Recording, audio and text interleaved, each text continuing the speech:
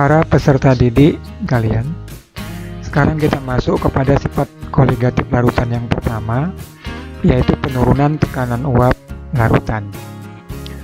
Dalam gambar pada screen bisa kita lihat ini gambar air dalam wadah tertutup dengan rumus H2O. Jadi kalau kita lihat di sini ada yang hitam adalah oksigen, yang putih adalah hidrogen H2O. Ada partikel-partikel yang berwujud cair, tetapi sebenarnya partikel-partikel yang berwujud cair ini akan berubah menjadi gas pada permukaannya. Gas menjadi cair lagi, cair menjadi gas lagi, ya. Ini dikatakan dengan terbentuk kesetimbangan. Nah, coba kita lihat deskripsi di sini. Tekanan uap adalah tekanan gas yang berada di atas zat cairnya, jadi H2O yang di atas tadi, di dalam wadah tertutup, di mana gas dan zat cair dalam keadaan kesetimbangan yang dinamis. Pengertian kesetimbangan dinamis adalah di mana dalam kesetimbangan itu secara makro dianggap tidak berubah, ya. Jadi kalau kita tuliskan di sini H2O dalam wujud cair dengan H2O dalam wujud gas, terjadi kesetimbangan, menjadi cair lagi, menjadi gas lagi, menjadi cair lagi, menjadi gas lagi, membentuk kesetimbangan dinamisnya. Artinya secara makro tidak ada perubahan dari gas dan cair. Nah, jumlah partikel yang melepaskan diri dari fase cair tadi ke fase gas, inilah yang nantinya menimbulkan tekanan yang disebut dengan tekanan uap. Kalau seandainya wadah larut murni tadi kita bandingkan dengan larutan, jadi ada dua wadah di sini. Gelas kimia yang sebelah kiri ini pelarut murni, air saja, H2O murni. Yang di sebelah kanan larutan, berarti ada pelarut, ada zat terlarut. Ini yang berwarna hitam adalah zat terlarut, yang berwarna merah adalah pelarut. Ada keterangan di bawah ini. Jadi kalau kita lihat di sebelah kiri, maka pada pelarut murni jumlah uap air dan gas yang terjadi keseimbangan dinamis tadi tentu lebih banyak dibandingkan dengan larutan. Kenapa? Karena partikel-partikel zat terlarut yang hitam ini menghalangi partikel-partikel air untuk berubah menjadi gas, sehingga tentu saja jumlah partikel uapnya akan berkurang. Tentu saja dengan berkurangnya tekanan uap nanti berkurangnya partikel gas akan menyebabkan penurunan tekanan uapnya dibanding dengan pelarut murni. Jadi kalau kita lihat deskripsi di sini, keberadaan zat terlarut yang hitam tadi di dekat permukaan larutan menyebabkan sebagian pelarut tidak mudah menguap untuk meninggalkan larutannya. Akibatnya zat pelarut tadi semakin berkurang, ya. Atau kalau kita lihat dalam gambar berikut, ini kita hubungkan dengan pipa U, kita isi dengan air raksa misalnya. Ini partikel yang sebelah kiri adalah pelarut murni, berarti air murni. Maka air murni dalam bentuk gas ini akan memberi tekanan pada air raksa. Kalau tekanannya ada 0, maka air raksanya seharusnya tingginya akan sama, ya. Dengan adanya tekanan dari uap air, maka air raksanya memiliki beda tinggi. Itu biasa dinyatakan dengan tingginya milimeter Hg. Berapa milimeter tinggi air raksanya? Hg itu air raksa milimeter Hg atau sentimeter Hg. Nanti dari sentimeter Hg dan milimeter Hg bisa dikonversi ke atmosfer, ya. Jadi perbedaan tinggi antara air raksa awal dengan air raksa air ini dinyatakan dengan P0. P0 adalah tekanan uap jenuh pada pelarut murni dengan satuan milimeter Hg ataupun satuan atmosfer. Sedangkan pada wadah yang di sebelah kanan ini terdapat partikel zat terlarut yang warna merah ini di bawah. Dengan adanya partikel zat terlarut, akibatnya partikel-partikel air dalam wujud cair ini akan terhalangi ketika dia akan merubah menjadi wujud gas, sehingga menyebabkan jumlah partikel yang wujud gasnya berkurang. Dengan berkurangnya jumlah partikel berwujud gas, tentu saja mengurangi tekanan uapnya. Jadi kalau kita lihat di sini, dorongan terhadap air raksa menjadi berkurang, ya tingginya menjadi lebih kecil. Ini dikatakan dengan P. P adalah tekanan uap jenuh pada larutan. P0 tekanan uap jenuh pada pelarut murni air saja, sedangkan P tekanan uap jenuh pada larutan ada air dan ada zat terlarut. Nah, kalau kita bandingkan antara P0 dengan P, jelas terlihat bahwa P0 lebih kecil dibandingkan dengan P. Berarti ada penurunan ya. Ya, ini dikatakan dalam fenomena ini dikatakan dengan penurunan tekanan uap larutan atau disebutkan dengan delta P. Nah, yang berjasa dalam menentukan rumus dalam tekanan uap larutan adalah seorang kimiawan dari Prancis. Namanya Francis Mary Rolle atau FM Rolle. Lahir pada tahun 1830. Meninggal pada tahun 1901 ya, sekitar 1000 tahun 1800-an.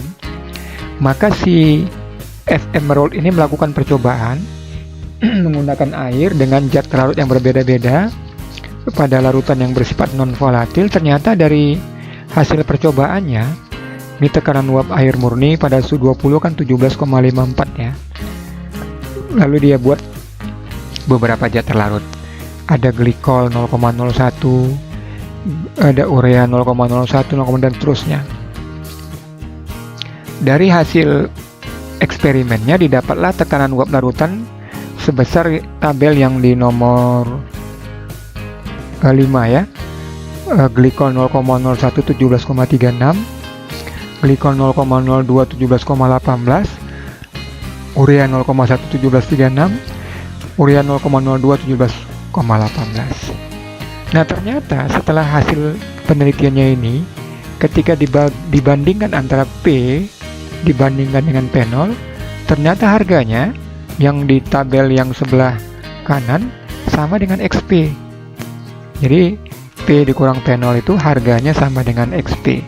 Nah, dari hasil penelitiannya tadi, dia jadikan rumus P sama dengan P0 sama dengan XP, atau P0 nya kita pindahkan ke kanan menjadi P sama dengan P0 kali XP, sehingga terbentuklah hukum Rolle yang bunyinya adalah tekanan uap jenuh larutan itu sama dengan fraksi mol pelarut dikalikan dengan tekanan uap jenuh pelarut murni.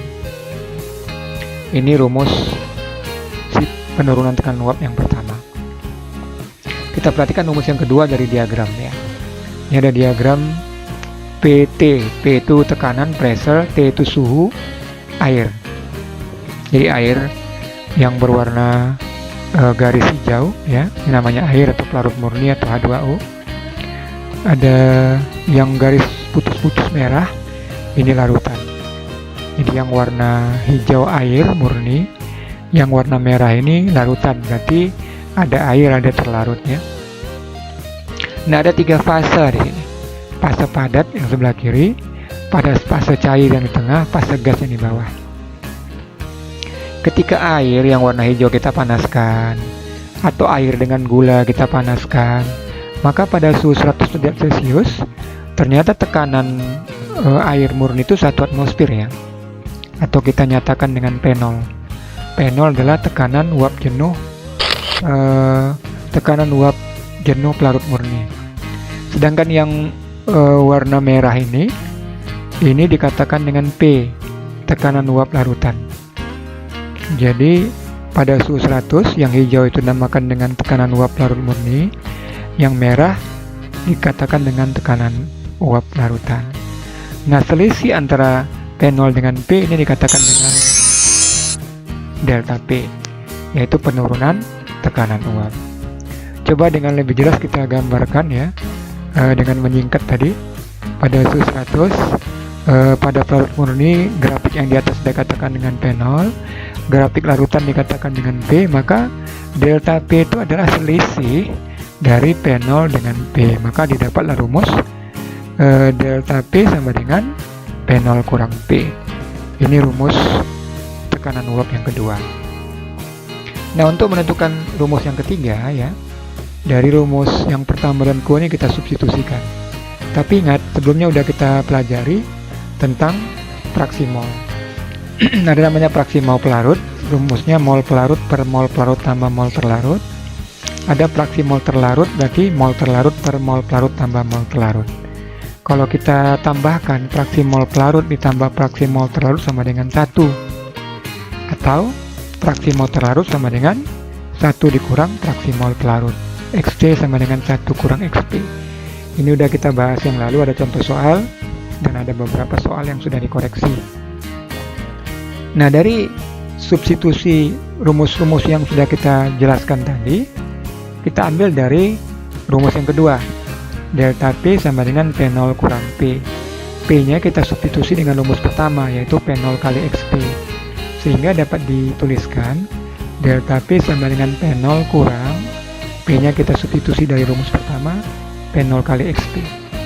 Delta P sama dengan P0 kurang P0 kali XP.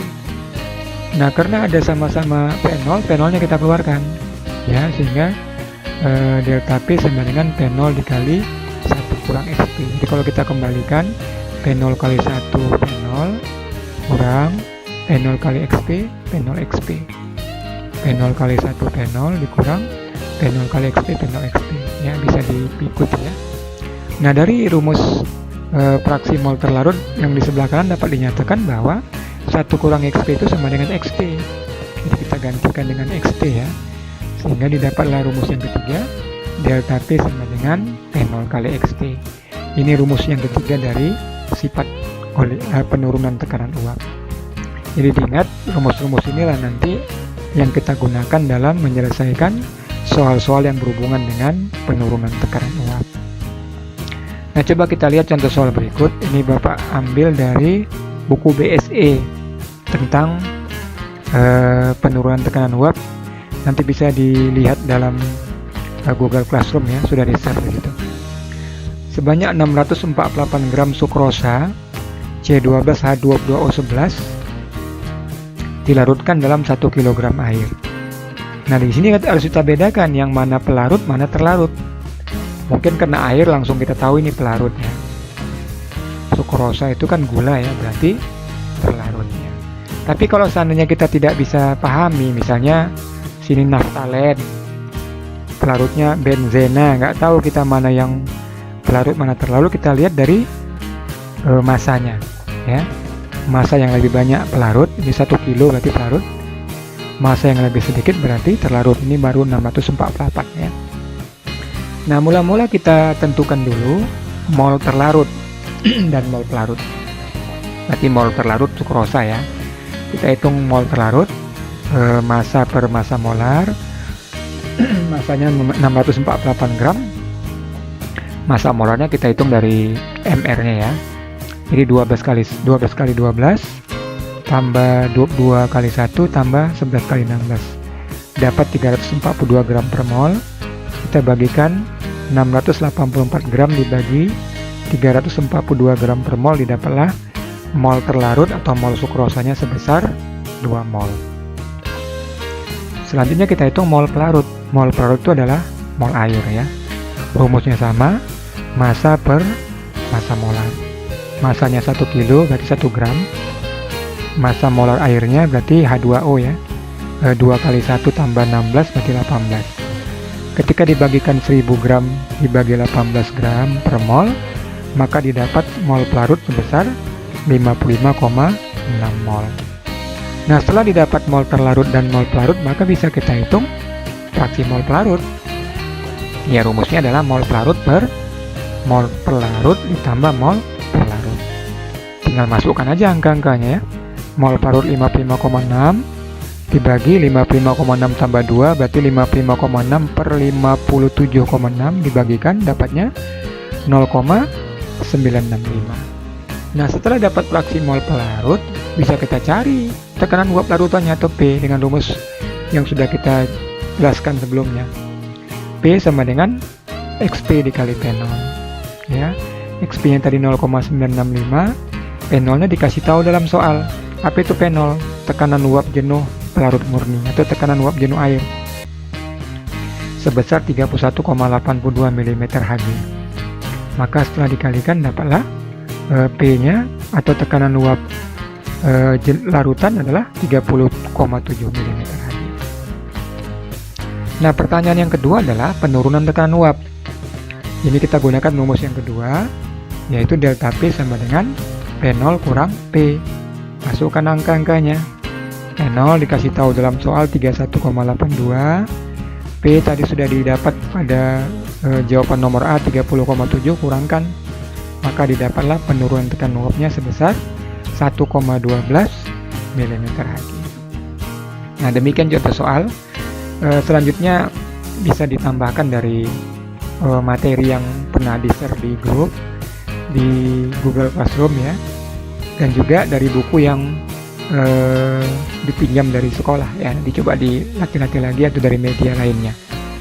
Nah, sebagai evaluasi tugas kita supaya lebih paham tentang penurunan tekanan uap, nanti ada soal ya yang Bapak sampaikan di Google Classroom.